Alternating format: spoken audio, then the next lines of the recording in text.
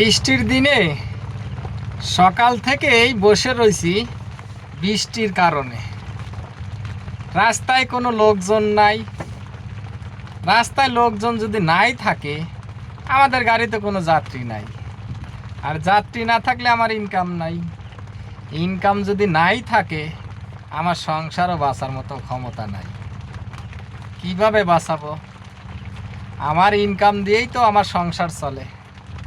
তাহলে আমি যদি ইনকাম না করতে পারি, বৃষ্টির মধ্যে বসে থাকি, তাহলে কি করার আছে?